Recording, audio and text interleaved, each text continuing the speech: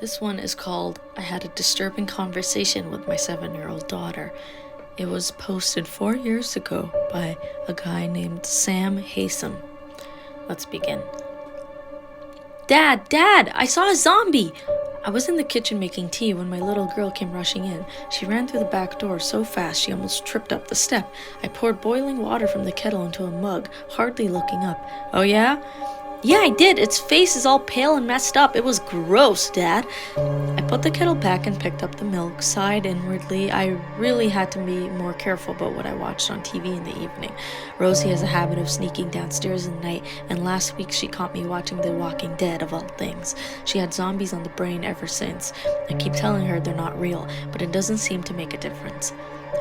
Sweetheart, what did we say about zombies? I scooped the tea bag out of the mug and dumped it in the bin. You know, if you keep talking about them, Daddy's gonna get in trouble with Mommy again. Yeah, but I saw one. I know, darling, but I already checked the back garden twice yesterday, and I can promise you it's a zombie-free zone. No, not in the back garden. I didn't see it in the back garden. I had a mug half raised to my lips, but now I put it down again. I turned to look at Rosie. Her hair was windswept, and her little cheeks were red, as if she'd been running. Sweetheart, I put on the best stern, Daddy's not happy voice. I'm going to ask you a question, and I want you to be honest with me. Have you been playing along the path out back again? I didn't really need to ask the question, but I already knew the answer. Rosie is allowed to play in the garden on her own, and sometimes if she asks us permission first, we let her ride her bike along the path at the back of our house, the one that runs past all the neighbors' back gardens. But that's all we allow her to do. This area is pretty safe, but these days you can never be too careful. There was a burglary a couple of roads over a few months back, and last year someone was mugged on the high street. Several years ago, a few towns over, a little boy even went missing. But that was quite a long way from here, of course, but it made national news for a few days until the search fizzled out. And it made a lot of parents more cautious.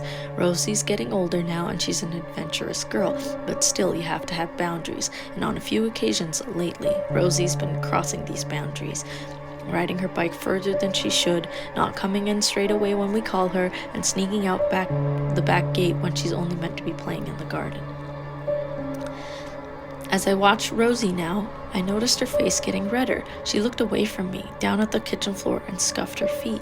Dad, I only went a little way down, she said. I promise I was chatting to Mr. Henderson because I saw him in his back garden. I said hello and made him jump. I sighed, so there it was. Mr. Henderson was Rosie's zombie. Yesterday it was the postman, and the day before that it was a different neighbor. I took a sip of tea and shook my head. Mr. Henderson was, in fairness, a better candidate than the others. The guy lives on his own, and he looks about 100 years old. Moles all over his face, skin like a deflated balloon. Whenever we chatted over the garden fence before, though, he'd always seemed nice enough, just a bit lonely. I couldn't have Rosie going around calling him a zombie. Listen to me, sweetheart. I know you don't go far for anything, but I don't want you... I came right back after too, Dad, Rosie interrupted. She was staring up at me now, blue eyes, large and pleading. I promise. I even said no when Mr. Henderson offered me an ice cream, because I know you don't like me taking stuff from strangers.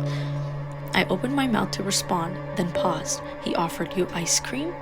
Yeah, but I said no. Mr. Henderson really wanted me to come in and have one, but I told him I had to get home, and then I came straight back here to tell you I'd seen a zombie, and Rosie was babbling now, her voice whirring like a motor, but I stopped listening. My mind was still stuck on something she'd said a moment before. Mr. Henderson really wanted me to come in and have one. I took another sip of tea and frowned. That wasn't good. I didn't mind the neighbors chatting to my little girl, but I didn't like the thought of them inviting her in, not without us there, not even if they were just kind, lonely old men. I made up my mind and go around and visit Mr. Henderson later, to tell him that myself, kindly, of course, but firmly. In the end, though, I didn't get a chance because a few moments after I had had the thought, Rosie said something else, something that pushed everything else from my mind and ended any idea I might have had about going to Mr. Henderson's house. She said something that made me feel cold. Daddy, please don't stop me from playing in the garden. I promise I won't sneak out again. I don't want the zombie to get me. Rosie, I'm not going to stop you from playing in the garden, but you have to make me a couple of promises. First, promise me you'll stop going around calling people zombies. Mr. Henderson may be old, but he's not like the living dead. Rosie frowned. I didn't. What do you mean you didn't? You just ran in here a moment ago calling him one. No, I didn't. Mr. Henderson's not a zombie. I saw the zombie in his house, but it wasn't him.